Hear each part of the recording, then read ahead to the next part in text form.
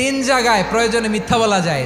এক নাম্বার, আপনার ওয়াইফকে খুশি করার জন্য, সে একটু এরকম না বলে একটু কৌশল করে বললে খুশি হবে, ওটা বলা যায়। দুই নাম্বার, জীবন মরণের ব্যাপার, যান বাঁচানোর জন্য একটু কৌশল করে ঘুরিয়ে বললেন, এটা জায়েজ। তিন নাম্বার, দুইজন ঝগড়া লাগছে তাদেরকে মিলিয়ে দেওয়ার জন্য কৌশল করে একটু মিথ্যা বলা, ঘুরিয়ে বলা যায়। দুইজনের মধ্যে দেখলেন যে সম্পর্ক খারাপ, একজনরে বললেন, ভাই সে তো ওই দিন আপনার ব্যাপারে অনেক প্রশংসা। কি আমার ব্যাপারে প্রশংসা? কি বললো? এই বললো আপনি নাকি এই করছেন ওই করছেন, অনেক প্রশংসা। লোকটার মন খুশি হয়ে যাবে তার ব্যাপারে, ঠিক কিনা?